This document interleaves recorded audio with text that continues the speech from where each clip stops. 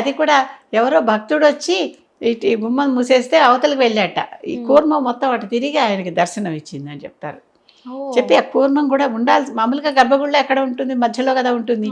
అలా కాకుండా పక్కకు ఉంటుంది. అది ఒకటి. అసలు అది చూస్తూనే చాలా ఎంతో హాయిగా, శాంతంగా, ఆనందంగా ఉంటుంది. అందరికీ కూర్మనాథుడి దర్శనం కూడా దొరకదు అని వాళ్ళు చెప్తారు అక్కడ. అంటే ఏదో యోగం ఉంటే తప్పితే ఈ ఆలయానికి రాలేరండి, వచ్చినా మూసేసి ఉంటుందండి, అలాంటి మాటలు చెప్తారు.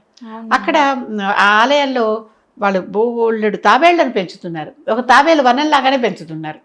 అవి చిన్న చిన్న తాబేళ్లు గుణగుణ తిరుగుతూ ఉంటాయి. వాళ్ళకి పెంచే పర్మిషన్ ఉంది. బయట తిరుగుతుంటాయి. ఒక ఎంక్లోజర్ లాగా కట్టారు, లేకపోతే మా అందరి కాళ్ళ కింద పడిపోతాయి కదా. ఒక ఎంక్లోజర్ లాగా ఉంది.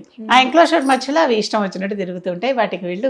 వాటికి కావాల్సిన కూరలు అవన్నీ వేస్తూ ఉంటారు. వచ్చే భక్తులు వేస్తారు, ఆలయ అధికారులు వేస్తూ ఉంటారు. ఈ శ్రీకూర్మంలో ఒక ప్రత్యేకత ఏంటంటే ఒక ఇంటికి వాస్తు దోషాలని అంటాం కదా, ఆ వాస్తు దోషాలు లేకుండా ఈ కూర్మ చక్రం ఉన్నటువంటి ఆ దేవతకు ఒక చక్రం ఉంటుంది. చక్రం అంటే తెలుసు కదా, ఒక జామెట్రికల్ అరేంజ్మెంట్. ఆ కూర్మ చక్రాన్ని ఇంట్లో పెట్టుకుని పూజ చేసుకుంటే ఎటువంటి వాస్తు దోషాలు ఉండవు. ఆ ఇంటికి ఏ వాస్తు దోషాలు రావు. అది ఇంట్లో పూజలో పెట్టుకుంటుంటే చాలు.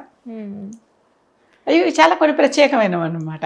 ఇంకెక్కడా ఇలాంటిది ఈ కూర్మ ఆలయం కానీ ఇంకో కూర్మ చక్రాలు కానీ ఇంకెక్కడా కనిపించవు. ఎక్కడ లేవు ఇంకా. ఓకే అమ్మా.